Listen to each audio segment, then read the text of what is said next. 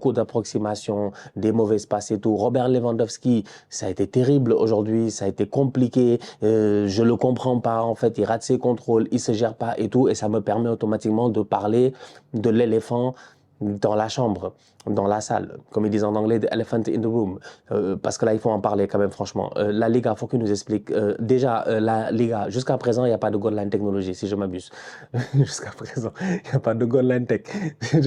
Ils sont pas sérieux. On est en 2024-2025, ils sont pas sérieux. Leur hors-jeu semi-automatique, là, il faut qu'ils nous expliquent, en fait, où est-ce qu'ils ont vu hors-jeu. Je suis désolé, moi, je ne vois pas de hors-jeu. Pour moi, il n'y a pas hors-jeu. Donc, le Barça perd 1-0. Le Barça peut gagner. Le Barça peut faire match nul 1-1. Le Barça peut perdre le match 2-1 si Oyarzabal se gère parce qu'il y a Becker qui part et qui fait franchement un super ballon, superbe action encore une fois là de cette équipe de la Sociedad. Aujourd'hui, ils ont vraiment très bien joué. En fait, ils arrivaient à casser automatiquement le milieu de terrain du Barça et automatiquement il y avait des espaces qui s'ouvraient. Baldé, souvent, il montait en faisant le Baldélier, donc derrière il y avait encore beaucoup plus d'espace sur les côtés. Donc tu as une équipe du Barça qui aujourd'hui, à mon humble avis, sincèrement, j'ai envie de dire, peut perdre ce match-là plus que de 1 but. Mais derrière, il faut qu'on m'explique pourquoi le but de Lewandowski n'est pas attribué. Parce que moi, je ne vois pas de hors-jeu, franchement. On ne peut pas me dire qu'en fait, ces deux pieds, ils sont comme ça, en fait. Je ne comprends pas. C'est lequel des doigts là qui est le plus haut en ce moment? Vous savez, vous voyez? C'est lequel de mes doigts qui est le plus haut? Là, vous ne voyez pas? Je ne sais pas. Fais des trucs que tu ne vois pas. Je ne sais pas, mais moi, je ne vois pas. En fait, il faut qu'il nous explique. Il n'y a pas hors-jeu là, franchement, je suis désolé. Désolé, désolé, franchement. Il n'y a pas hors-jeu. Vous n'allez pas me dire. On ne peut pas se mettre maintenant à siffler des hors-jeux de demi-taille. Ça, c'est vraiment contre-productif. En fait, c'est une action, il y a un bordel, le ballon traîne et tout ça. La Sociedad, il ne se gère pas, il ne dégage pas. Lewandowski en profite, il claque son but, il y a but.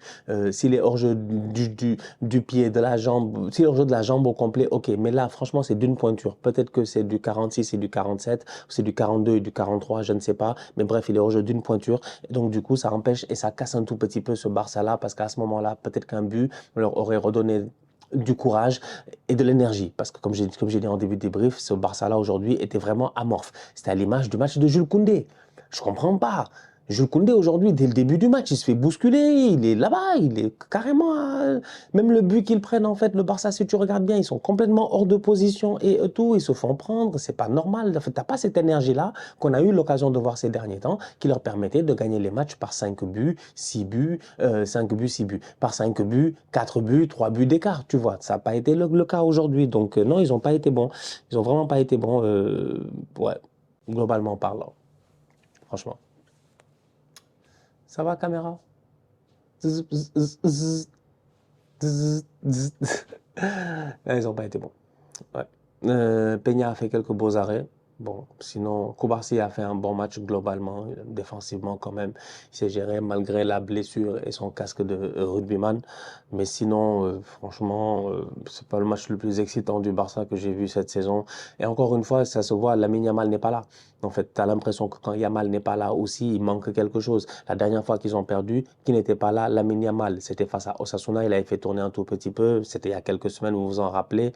Entre-temps, ils ont gagné 6 ou 7 matchs avec des scores incroyables. Mais quand Lamine Yamal n'est pas là, tu sens vraiment qu'il manque peut-être ce joueur pour déstabiliser. Parce que ouais, Rafinha, en plus, il a été under the level aujourd'hui. Donc, du coup, c'était pas suffisant. Robert Lewandowski aussi. Et derrière, les joueurs qui sont rentrés, ça aussi, il faut en parler quand même. On est au Barça, Ansu Fati, jusqu'à quand? Jusqu'à quand? Il a le numéro de Léo Messi sur le dos. Mais en fait, c'est pas un stress qu'on veut lui mettre. Il n'y a pas de problème. C'est le numéro de Messi. C'était le numéro de Ronaldinho. C'était le numéro d'autres joueurs avant aussi. OK. Mais à un moment donné, quand même, Ansu Fati, je m'attends à quelque chose. Ça a rentré aujourd'hui. Elle n'est pas bonne. Elle n'est pas bonne dans ses prises de balles. Tu sens qu'il ne veut pas prendre beaucoup de risques. Une fois, il a pris, il a essayé d'aller vraiment en crochet, tac, et puis essayer de faire un centre. Et le centre en retrait n'était même pas bon, tu vois. Des ballons beaucoup trop puissants pour Robert Lewandowski. J'ai pas vu le Ansu Fati que j'avais envie de voir. Donc ça donne aussi un Barça qui, tu regardes et je te dis, OK, en ce moment, ça joue très bien. Quand ils sont en forme, ils claquent beaucoup de buts. Mais sur le long terme, calmement et posé, il y a 2 semaines de trêve internationale. Hansi Flick, je sais que dans sa tête, il stresse un peu. Parce qu'il doit se dire quand même que si Lewandowski ne me fait pas un grand match, s'il n'est pas en forme, s'il est blessé ou quoi que ce soit, ce qui est possible,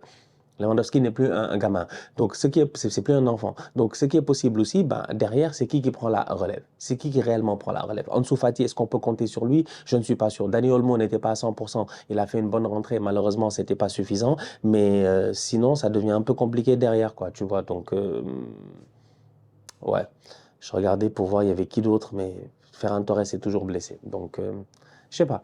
Un match où je pense qu'il y a pas mal d'enseignements à prendre pour les Coolers. Ils étaient dans une euphorie, ils étaient très très chauds. Ils perdent 1-0. Je pense que ça va leur faire du bien. Ça va leur faire du bien mentalement. Ça va les calmer aussi. D'un côté, ils ont de quoi se plaindre de l'arbitrage parce que oui, effectivement, pour moi, il n'y avait absolument pas hors-jeu.